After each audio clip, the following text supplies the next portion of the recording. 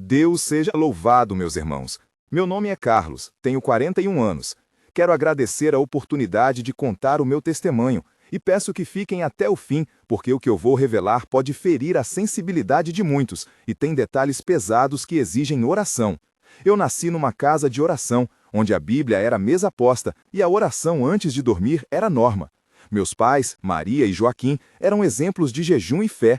Meu pai tocava no ministério de louvor e minha mãe servia na cozinha para os irmãos. Cresci entre coral, vigília e leitura da palavra. Aprendi cedo que a casa do Senhor era lugar de cura e que promessas feitas diante do altar tinham peso.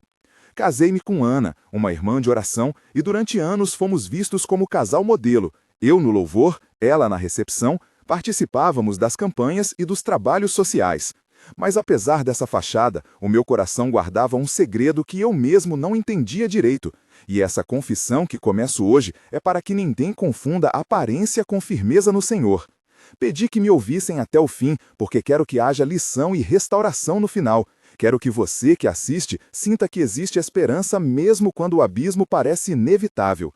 Eu orei muito antes de abrir minha boca para gravar. Eu pedi perdão por antecipação por toda a dor que minhas palavras vão causar. E eu oro agora para que Deus use este relato para alcançar vidas. Minha infância foi de disciplina e ternura em medida quase igual. Lembro do cheiro do café na cozinha de minha mãe nas manhãs frias, do som das páginas da Bíblia que ela folheava enquanto cantava corinhos, do calor do abraço de meu pai quando eu voltava do culto. Havia uma mesa posta com pão e oração, havia conselhos lidos na palavra e havia regras claras sobre namoro, compromisso e honra. Na adolescência passei a participar do Ministério de Jovens. Fui discipulado por pastor Jonas e por ancião Pedro, homens que me ensinaram a orar em línguas e a buscar a direção do Senhor. Aprendi a controlar desejos com jejum e orações prolongadas. Eu pregava e aconselhava outros jovens, e minha alma se acostumou a esse duplo papel de servidor e varão de fé.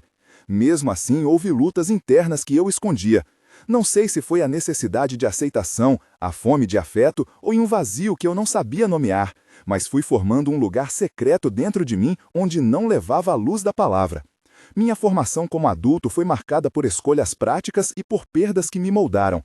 Trabalhei por anos como técnico numa empresa de telecomunicações, convivi com colegas que não conheciam a igreja e com rotinas que testavam minha presença nos trabalhos de casa. Perdi um irmão mais novo num acidente quando eu tinha 28 anos, e aquela dor deixou um eco vazio que tentei preencher com serviço e com a aparência de fé. Devoção. Casei com Ana aos 32 anos, fizemos um culto de noivado simples e eu prometi no altar honrar e preservar. Durante os primeiros anos fomos abençoados com amigos fiéis. Paula, minha irmã, sempre enviava oração. Diácono Roberto cuidava da nossa visitação. Dona Ruth, anciã, vinha trazer sopa nos dias de doença. Mas ao mesmo tempo que eu servia, dentro de mim havia uma curiosidade por lugares e pessoas que pareciam oferecer uma liberdade que eu julguei inofensiva. Antes que eu conte o que aconteceu, quero dizer que sempre temi que minha queda viesse de longe. E veio. Eu pensei que poderia viver uma vida dividida sem que ninguém percebesse, que minha máscara seria forte, que a comunhão veria apenas o que eu deixava mostrar. Eu me perguntei por anos como alguém com tanta instrução espiritual poderia se afastar tanto. Hoje sei que o pecado tem um andar silencioso, que ele entra em etapas e que as primeiras portas que se abrem são quase sempre conversas, almoços e risos que enganam o coração. Peço que não me julguem sem ouvir todo o relato, porque minha intenção aqui é confessar e apontar para a graça que me alcançou quando eu já não tinha forças para me levantar sozinho. Foi no trabalho que tudo começou a se transformar em segredo. Conheci Mateus num projeto de fim de semana. Ele era simpático, falava de viagens e de coisas que eu nunca havia experimentado. Apresentei Mateus a Rafael, e Rafael me chamou para um churrasco de confraternização. No começo eram almoços, conversas sobre futebol e tecnologia, risadas que soavam puras. Aos poucos a conversa teve outras cores, e eu cedi primeiro a elogios, depois a confidências. Mateus dizia coisas aparentemente inocentes, olhos firmes, voz calma. Em uma noite no carro, entre risos, ele disse que eu era diferente do que mostrava na igreja. Eu respondi tentando minimizar. Mateus, sou casado, tenho responsabilidades. Ele sorriu e disse, eu também tenho, mas precisa de um lugar para respirar. A partir dali, houve um convite que eu aceitei, um encontro num parque à noite, 2 conversas que mudaram minha rota. Eu Eu me lembro do vento frio e do som das folhas, do brilho distante das luzes da cidade e do gosto de um café que tomamos rápido para não sermos vistos. Havia um perfume de colônia no casaco dele e eu me senti estranhamente aliviado. Não foi uma queda única e traumática, foi uma sequência de pequenas rendições. Aquela amizade se transformou, e dentro dela vieram Rafael e Gabriel, em encontros que eu justificava como amizade, como necessidade. Eu mentia para Ana, dizia que ia à reunião do ministério, que tinha um plantão a mais, que um colega precisava. Eu orei para me cobrir de desculpas, e enquanto orava pedia misericórdia sem confessar. Eu pedi perdão a Deus de boca fechada, e dali em diante a mentira se multiplicou. Momento para vocês se envolverem comigo de coração. Se você que assiste sente o peso do pecado ou conhece alguém que esconde algo parecido, saiba que você não está sozinho e que este espaço é para nos ajudarmos. Escreva nos comentários se já sentiu distância do altar ou se conhece alguém que precisa orar. Se preferir, responda apenas com a palavra já, para que possamos orar juntos. Compartilhe este vídeo com alguém da sua comunidade que precisa ouvir que há esperança. Não subestime o poder do relato. Sua palavra pode confortar outra alma que, como eu, pensou que podia esconder. Voltando à história, quero que você saiba que naquele ponto eu já estava em rota de colisão, e o que parecia seguro se transformou em bomba relógio para minha família. Quando o pecado se consolidou, a rotina do casamento mudou de cor.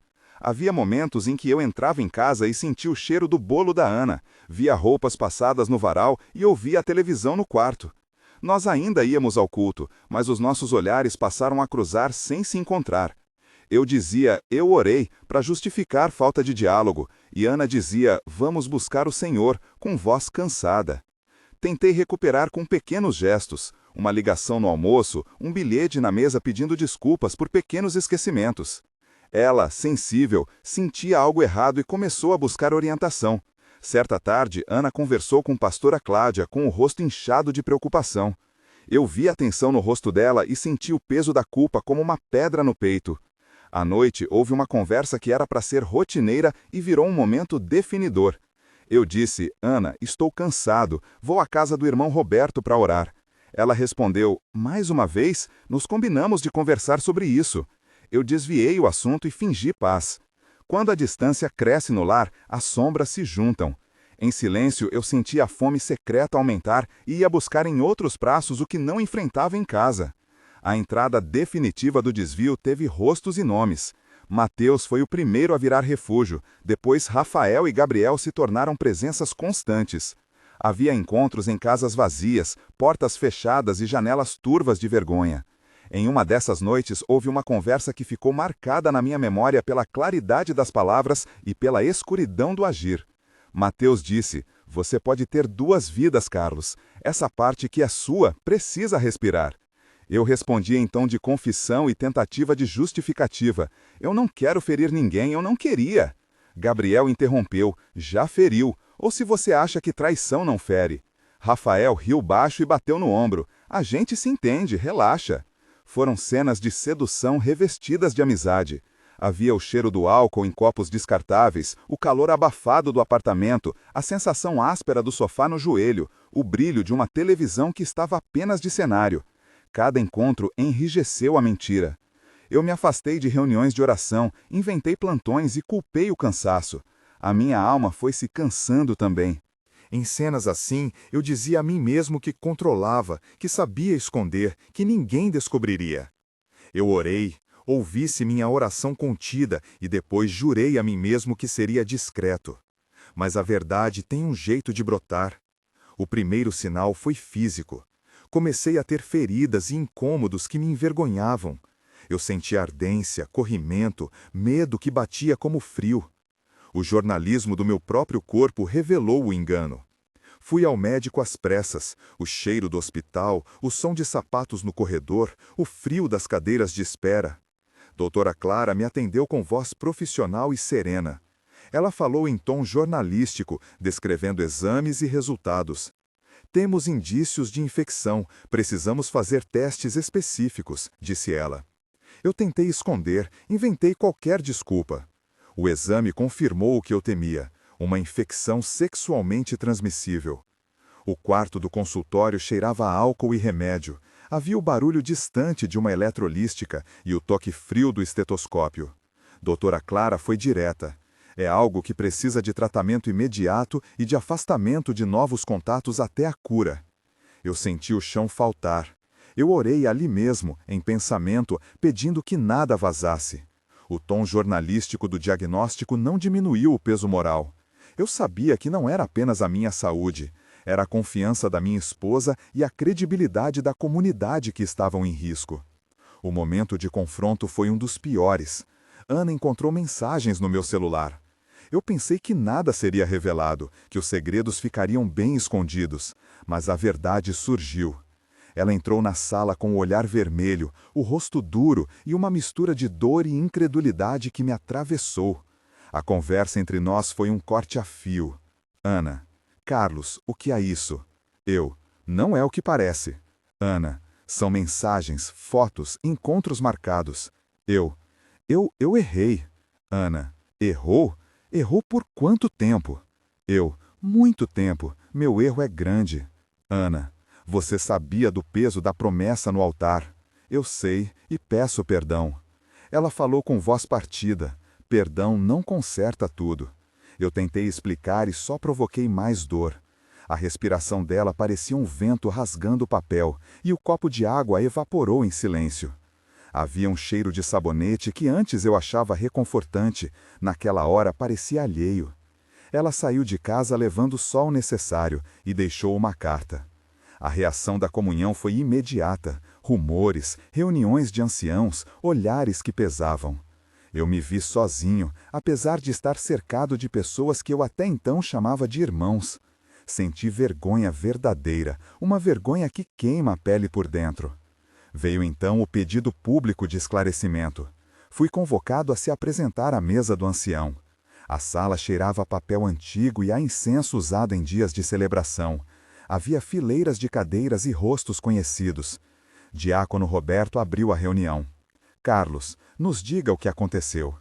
Eu respirei fundo e comecei a falar em primeira pessoa como estou falando agora. A confissão não foi fácil. Lancei cada palavra como pedra e senti o som das pedras caindo. Havia diálogos intensos entre o ancião Pedro, pastor Jonas, Ana e eu. Pastor Jonas perguntou: você confessa tudo diante de Deus e da igreja? Eu respondi: sim, eu confesso e peço perdão. Ancião Pedro falou: há consequências administrativas e espirituais. Eu aceitei. A comunhão decidiu por um período de afastamento, aconselhamento e acompanhamento médico. Aquilo foi humilhante e necessário. A comunidade reagiu com dor e com amor em medidas diversas. Alguns se aproximaram para orar, outros se afastaram. Eu senti a mão firme de Dona Ruth me dando um copo de água. Senti o silêncio carregado das cadeiras após a oração final. Eu orei pedindo que Deus me não abandonasse. Enquanto passava pelo tratamento, tive um sonho que mudou o curso do meu arrependimento. Sonhei com um varão de branco, um homem de semblante sereno que me olhava com ternura e não com reprovação. No sonho, ele caminhava numa estrada de terra molhada, o cheiro era de chuva e mato, o som da água corria próximo, havia uma luz quente no fim do caminho. Ele estendeu a mão e eu quis correr, mas minhas pernas tremiam. Ele falou sem pressa: levanta, meu filho, não vim para condenar, mas para restaurar. Arrepende-te e volta ao altar. A voz dele parecia a voz da palavra lida por minha mãe nas noites de infância. Acordei com lágrima nos olhos, o travesseiro úmido e o coração acelerado. Eu orei ali na madrugada, mais sincero do que havia sido em meses. Pedi perdão com palavras que saíam de dentro de um peso. Deus me mostrou naquele sonho que a restauração era possível se eu me entregasse completamente, não apenas com palavras, mas com atos de arrependimento. Após o sonho, houve um processo de reconstrução lento. Ana recebeu conselhos e orações, a pastora Cláudia e o ancião Pedro nos orientaram a buscar terapia e a participar de encontros de casais. Houve uma visita que foi decisiva. Ana, hesitante, me buscou no leito hospitalar quando eu precisei de um procedimento. Naquela sala fria, com cheiro de medicamento e som de monitores, ela entrou com uma bengala de decisão, sentou-se e segurou minha mão. Eu disse: Ana, eu pedi perdão a Deus, pedi perdão a você. Ela olhou com olhos inchados de quem chorou muito e respondeu: Eu vim porque a palavra nos ensinou a perdoar, mas não é fácil, Carlos. Eu vim porque o amor que tivemos precisa de cura. Tivemos um diálogo longo ali mesmo, troca de palavras que parecia trabalho de costura delicado. Eu falei e ela respondeu, e entre cada fala houve um silêncio que pesava e também abria espaço para oração. Eu orei ali e o som da minha oração era um pedido rasgado. A restauração não foi imediata. A comunhão impôs passos, participação regular em aconselhamentos, prestação de contas com o ancião, prestação de serviços de visitação como sinal de arrependimento. Eu fui colocado para servir na porta da comunhão, uma função humilde, mas que me deu oportunidade de observar rostos e aprender com cada história. Trabalhei ao lado de diácono Roberto, recebendo pessoas, levando café, anotando pedido de oração. A cada oração que ouvia, eu lembrava de onde havia vindo. Meses depois, com supervisão de pastor Jonas, fui readmitido aos poucos em atividades simples. A comunidade, ainda cautelosa, permitiu que eu voltasse a ajudar na cozinha e, com o tempo, a conduzir pequenos louvores substituindo vozes. Eu aprendi a viver com portas abertas e com supervisão. Durante esse tempo, eu mantive contato com Mateus e com os outros apenas para formalizar o término de qualquer ligação e comuniquei a verdade aos envolvidos. Pedi ajuda médica continuada e fiz acompanhamento psicológico. Hoje olho para trás e vejo um caminho de dor que me fez reconhecer a misericórdia de Deus. Um mês depois do confronto, eu ainda era a figura de dor. 3 meses depois, eu já participava de grupos de casais. 6 meses depois, Ana e eu participamos de um culto de restauração onde, diante de um grupo pequeno e supervisionado, eu confessei minha falha e a necessidade de ser reconduzido pela graça do Senhor. Fui reintegrado a funções simples e, com o tempo, recebi a responsabilidade de cuidar da recepção da comunhão e de coordenar um pequeno grupo de homens para tratamento de vícios e segredos. Hoje sirvo sob a orientação de pastor Jonas e sob a supervisão do ancião Pedro e me comprometi a estar aberto ao acompanhamento. Eu orei durante todo esse processo, eu pedi perdão incessantemente e Deus me alcançou mesmo quando era incapaz de me salvar. Para concluir, eu quero recapitular com sinceridade. Eu caí, me perdi e errei profundamente, mas o Senhor não me deixou. O pecado trouxe perda de confiança, diagnóstico médico e uma separação temporária, mas trouxe também a oportunidade de um arrependimento que tem sido real e diário. Aprendi que promessas diante do altar têm peso e que o silêncio que encobre um pecado o torna mais corrosivo. Agradeço a Deus por não ter desistido de mim. Agradeço a Ana por sua coragem em buscar a cura e por voltar. Agradeço ao ancião Pedro, à pastora Cláudia, ao diácono Roberto, à dona Ruth por suas orações e à doutora Clara por seu profissionalismo no tratamento. Hoje, 1, 3 e 6 meses depois, as mudanças são concretas. Minha saúde foi tratada, faço acompanhamento psicológico, continuo frequentando o ministério com restrição supervisionada e sirvo cuidando da recepção da comunhão. Se essa palavra tocou seu coração e se você conhece alguém que precisa ouvir algo parecido, compartilhe este testemunho. Inscreva-se no canal para que mais histórias de queda e restauração cheguem a quem precisa. Deixe um comentário sincero, apenas já, se já passou por algo parecido, ou escreva uma breve palavra de oração para que possamos orar juntos. Eu orei muito e peço que orem por mim para que eu não volte ao que me fez cair. Fiquem firmes, voltem enquanto há tempo, porque Deus ainda perdoa e restaura. Amém.